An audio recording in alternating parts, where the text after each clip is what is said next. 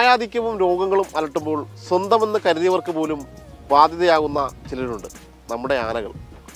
എന്നാൽ ആ വാർദ്ധക്യത്തിൻ്റെ അനാഥത്വത്തിലേക്ക് അവരെ തള്ളിവിടാതെ എത്ര മനോഹരമായി ഒരു മൃഗത്തെ സംരക്ഷിക്കാമെന്ന് കാണിച്ചു തരികയാണ് തമിഴ്നാട് വനംവകുപ്പ്.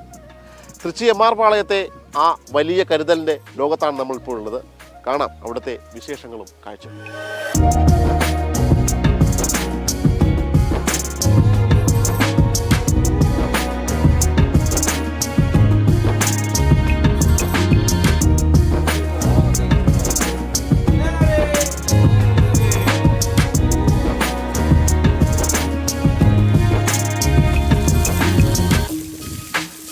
നേരം പുലരുമ്പോൾ തന്നെ ഈ ക്യാമ്പും ഉണരുകയായി. ആദ്യം ഈ മുത്തശ്ശിമാർക്ക് ശരീരമൊന്ന് തണുപ്പിക്കാൻ ചെറിയൊരു കുളി, പിന്നീട് എന്നുമുള്ള വ്യായാമ നടത്തം, അങ്ങനെ ഓരോ കാര്യങ്ങളായിട്ട് ഈ ക്യാമ്പ് ഒരു ദിവസം ഫുള്ളങ്ങാട്ട് സജ്ജമാവുകയാണ്.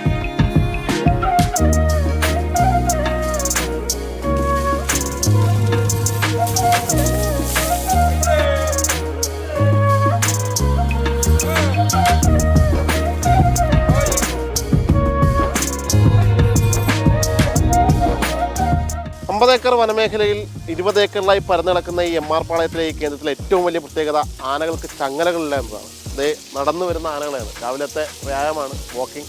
അത് കഴിഞ്ഞ് ക്ഷീണിച്ചു വരുന്ന ആനകൾക്കാണ് ഈ കാണുന്ന ഷവർ ബാത്ത്. അപ്പോൾ ആ ക്ഷീണം അകറ്റി വീണ്ടും അവരിങ്ങനെ ഇവിടെ നിന്ന് നടന്ന് അടുത്ത ഇടത്തിലേക്ക് പോകും. അപ്പോൾ ഇതിനിടയ്ക്ക് സ്വാഭാവികമായിട്ടൊരു വനാന്തരീക്ഷമാണ് ഇവർക്ക് കിട്ടുന്നത്. എന്തായാലും പല വ്യക്തികളുടെയും മറ്റുമൊക്കെ കയ്യിലിരുന്ന ആനകളാണ് ഇവിടെ എത്തി ആ ഒരു കാടിൻ്റെ വന്യതയിൽ വളരെ സുഖകരമായിട്ട് ജീവിച്ചു പോകുന്നത്.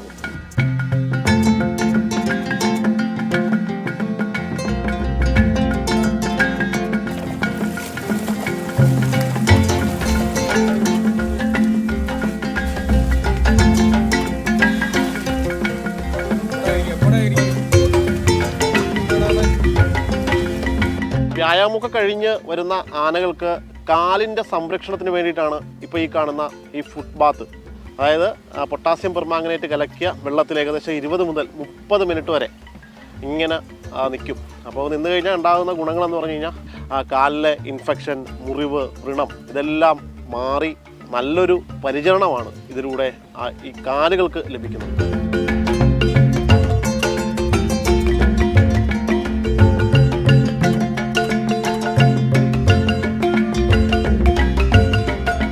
റെസ്ക്യൂ സെൻ്ററിലെ കാഴ്ചകളെല്ലാം പകർത്താൻ ഞങ്ങൾ അതിരാവിലെ എത്തിയപ്പോൾ ഞങ്ങളുടെ മനസ്സിനെയും ഞങ്ങളുടെ ക്യാമറ കണ്ണിനെയും കവർന്ന മറ്റൊരു അതിഥിയായിരുന്നു ഇത്.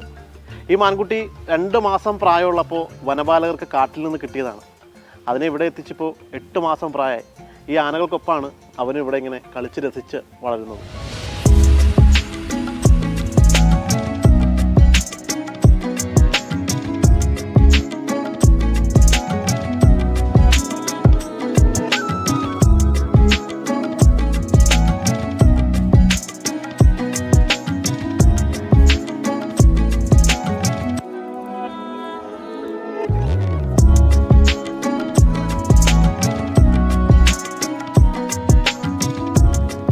ഈ സുഖചികിത്സയിൽ ഏറ്റവും പ്രധാനപ്പെട്ട കാര്യം ഇവരുടെ ഭക്ഷണമാണ്. അതായത് വിവിധ തരത്തിലുള്ള ധാന്യങ്ങളും പയറുവർഗ്ഗങ്ങളും ഒക്കെ ഉൾപ്പെടുത്തിയുള്ള ഭക്ഷണം.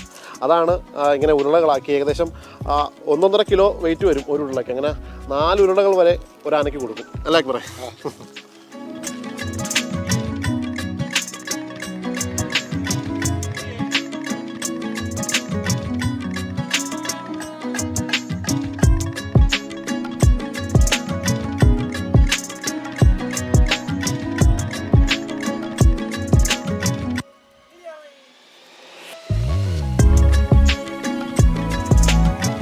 ஸோ இது வந்து 2019 ஃபஸ்ட்டு எலிஃபண்ட் வந்து இங்கே வந்தது. ஸோ அப்பையிலேருந்து இந்த முகாம் வந்து ஆப்ரேஷனில் இருக்குது. ஸோ இந்த எலிஃபண்ட்ஸ் எல்லாம் பெரும்பாலும் வந்து இம்ப்ராப்பரான ஒரு மெயின்டெனன்ஸ்னாலையும் லைசன்ஸ் இஷ்யூ இருந்ததுனாலையும் வந்து கோர்ட் ஆர்டர் பேசிஸில் chief wild life warden proceeding மூலமாக இந்த எலிஃபண்ட்ஸை நம்ம ரெஸ்கியூ பண்ணி இங்கே நம்ம இப்போ மெயின்டைன் பண்ணிகிட்ருக்கோம்.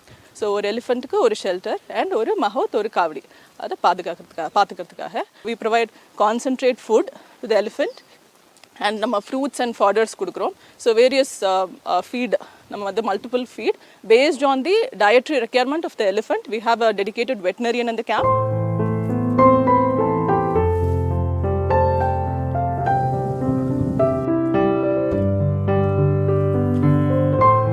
പ്രായവ്യത്യാസമില്ലാതെ ക്യാമ്പിലെത്തുന്ന ഓരോ ആനയ്ക്കും ഇവിടെ തുല്യ പരിഗണനയാണ് നൽകുന്നത്.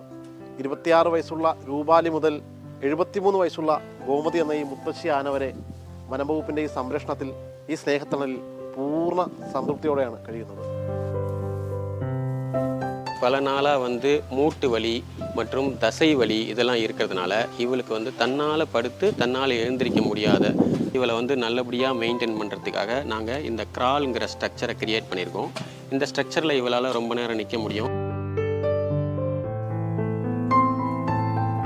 இங்கே இருக்கிற எலிஃபெண்ட்ஸ்க்கு எல்லாமே வந்து ரெகுலராக ஃபிசிக்கல் எக்ஸாமினேஷன், அது இல்லாமல் clinical examination day to day பேசிஸில் அது செக் பண்ணிகிட்டே இருப்பேன். எவ்ரி 15 days ஒன்ஸு இவங்களுக்கு வந்து பீரியாடிக்கலாக வெயிட் மேனேஜ்மெண்ட், வெயிட்டை பார்ப்போம், வெயிட் ரெக்கார்ட் பண்ணுவோம். தேவையான அளவுக்கு எக்ஸசைஸ் கொடுக்குறோம். வெயிட் பேஸ்டு, ஆக்டிவிட்டி பேஸ்டு பற்றி டயட் சார்ட் கொடுத்துட்றோம். இதன் மூலமாக வந்து இவங்களுக்கு பெரிய எந்த டிசீஸும் வராமல் இங்கே ப்ரிவென்ட் பண்ணுறோம். ഈ കാണുന്നതാണ് അവരുടെ കളിസ്ഥലം. ഇവിടെ വന്നു കഴിഞ്ഞാൽ പ്രായമൊന്നും ഒരു പ്രശ്നമല്ല. അവരിങ്ങനെ തുമ്പിക്കൈയൊക്കെ ഇട്ട് ആട്ടിയും ചെവിയൊക്കെ ഇട്ട് ടക്ക് ഈ ടയറിനടക്കൊക്കെ ഇട്ടു ഇങ്ങനെ വലിയ രീതിയിൽ ഈ കളിക്കളത്തിൽ അങ്ങോട്ട് പൂണ്ട് വിളയാടിയാണ്.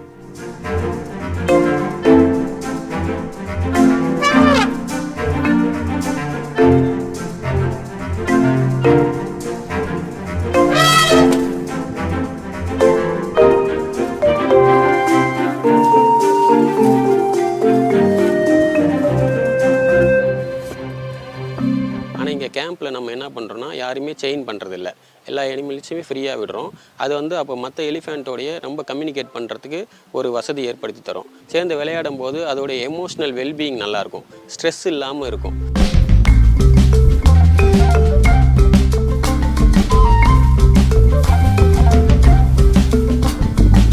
ഈ ചർമ്മത്തെ സംരക്ഷിക്കാനും അതോടൊപ്പം തന്നെ ഇതിൻ്റെ ആരോഗ്യം നിലനിർത്താനും ഒക്കെ ഏറ്റവും പ്രധാനപ്പെട്ട ഒന്നാണ് ഈ കാണുന്ന മഡ് ബാത്ത്. ഇവിടെ 2 കരിവീരന്മാരെ പോലെ ഇങ്ങനെ കുളിച്ച് മതിച്ച് ഇവിടെ നടക്കണം അവർ.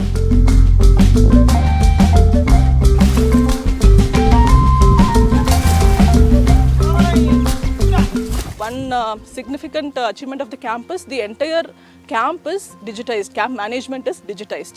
So we have a digitalization portal in which everyday activity வந்து நம்ம வந்து அந்த போர்ட்டலில் வந்து நம்ம ஃபீட் பண்ணிடுவோம். So that the profile of the elephant, எப்படி இந்த எலிஃபெண்ட் வந்தது, எலிஃபெண்ட்டோட ஹிஸ்ட்ரி, எலிஃபெண்ட்டோட medical records, food stock, medicine stock எல்லாமே வந்து it is digitized. So we have a database.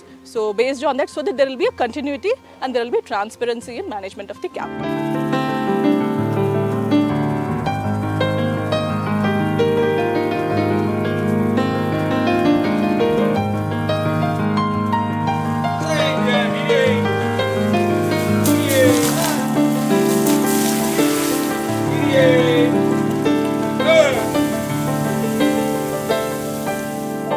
തമിഴ്നാട്ടിലെ ചൂടെന്ന് പറഞ്ഞു കഴിഞ്ഞാൽ അതികഠിനമാണ്. അപ്പോൾ ആ കഠിനമായ ചൂടേറ്റ് ഉച്ചവെയിലൊക്കെ കഴിഞ്ഞ് വൈകിട്ട് ഒരു 4 മണിയൊക്കെ കഴിയുമ്പോഴത്തേക്കും ആനകൾക്ക് ഇവിടെ നൽകുന്ന ഏറ്റവും വലിയൊരു കാര്യമെന്ന് പറഞ്ഞു കഴിഞ്ഞാൽ ഈ കാണുന്ന ഷവർ ബാത്തിങ് ആണ്. ഈ ഷവർ ബാത്തിങ് ഏകദേശം ഒരു 10 മിനിറ്റ് നേരം ഇവിടെ ഈ ആനകളെ ഇങ്ങനെ കുളിപ്പിക്കും. അതിനുശേഷം തമിഴ്നാട്ടുകാരെ സംബന്ധിച്ചിടത്തോളം അവർക്ക് ഏറ്റവും കിട്ടാത്തതുള്ളത് വെള്ളമാണ്. പക്ഷേ ഈ വെള്ളം അങ്ങനെ വേസ്റ്റാക്കുന്നില്ല. ഈ വെള്ളം അവർ നേരെ അപ്പുറത്ത് ചെടികൾക്കും മറ്റുമൊക്കെ ആയിട്ട് ഒഴിച്ച്, അങ്ങനെ 2 കാര്യങ്ങളാണ് ആ ഒറ്റ ഇതിൽ അവർ ചെയ്ത് പൂർത്തീകരിക്കുന്നത്.